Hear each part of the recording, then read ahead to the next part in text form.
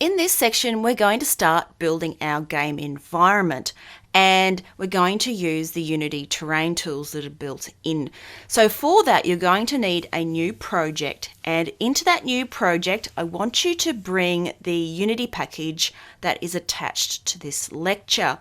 When you drag and drop it into the assets folder, you're going to find what I've got here minus this terrain scene.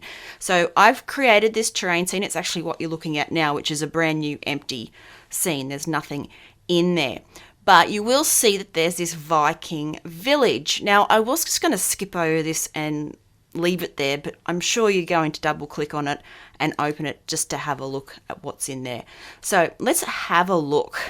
When you open it, you find this fantastic little village already set up for you to go. Now, let's see if we can zoom my camera in over here a bit, just so that we can examine all the different components that makes it up.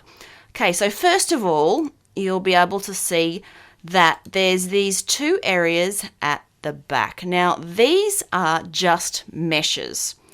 And if you have a close look, they're not even attached to that main area where the village is. So over here in the game view, you can see that they're pretty much just being used for background effect. So often you will get this sort of thing in a game where you've got these way off mountains that you'll just never ever get to, which just provides a little bit of interest on the horizon.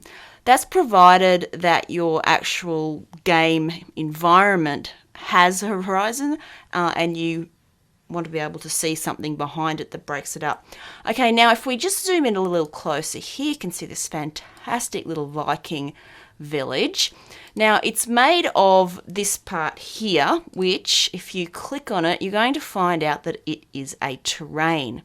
And I know that, and you can know that too by having a look over in the inspector. You'll see that there is this terrain thing attached to it. Now, don't play around with any of these settings. We're going to build our own terrain, and we're just using this as an example for now. Everything else that's on this terrain, so anything that's not this particular mesh, are assets, other models that are available to you, and they're in all of these folders. So you'll be able to use these in your own environment, including things like these rocks that are sort of separating up the terrain, and we've got like a guard tower there.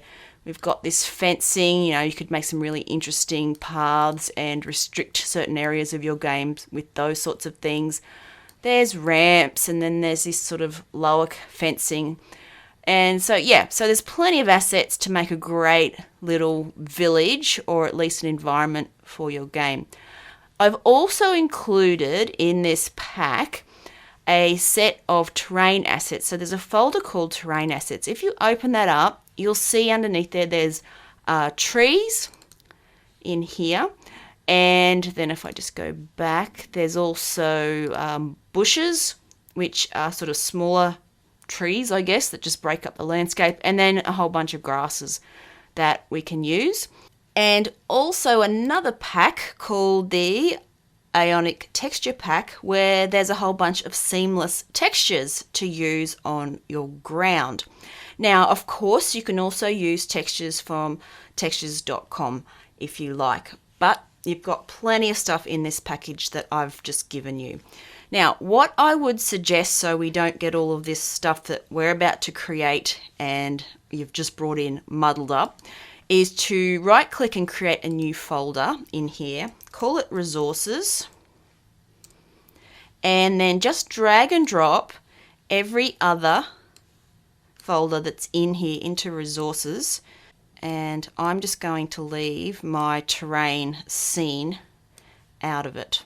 Okay, so if I double click on my terrain scene, it will just go back into my empty scene.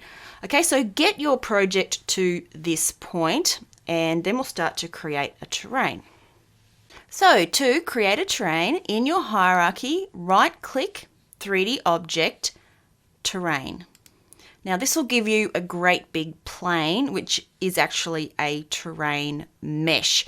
And you can manipulate it with sculpting tools. So if you're familiar with 3D modeling packages, this will be an absolute breeze. even though there's a few little bits and pieces you have to set up. Otherwise, it's really made for beginners to make a terrain. So it is super, super easy. Okay, now if we go over to the inspector, let's have a look at the first thing, which is the size of the terrain. If you click on the cogwheel at the end, the last button, and let's just go down a bit to the terrain width or the mesh resolution, which is sort of halfway down. Its default is 1000 by 1000, now that's meters, and 600 high. That means if you try and actually build anything past 600, it will flatten it off, and you'll see that happen in a minute. Okay, now is this big enough for your game? Well, you've got 1 kilometer by 1 kilometer. Possibly that's big enough for your game. If you're wondering at this point, what you can do for sort of a reference is to go into the hierarchy, right click, 3D object, and create that capsule. Remember we had that capsule that we've been using as a first person, so it got created down there. Now I want it to sit on my terrain, so I'll just change its height in the Y to 0 in the inspector, and I'll actually put it at 0, 0 for the whole position of it. So we've got it right in the corner of the terrain there.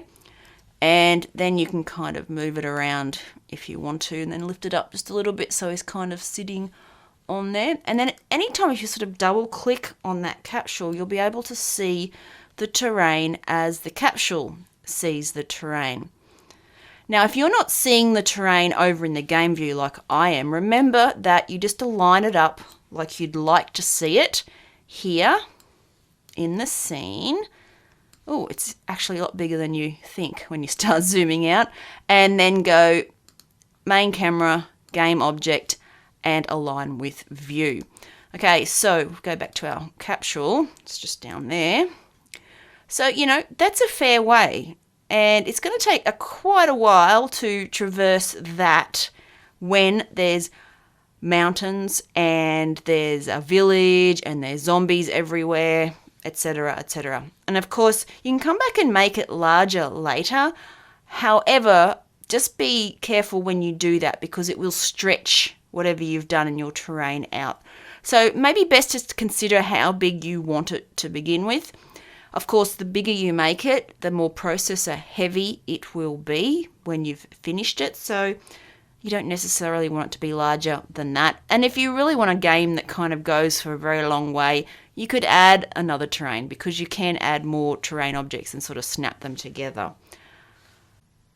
Now, the first thing you'll want to do when you're making a terrain is to sculpt it.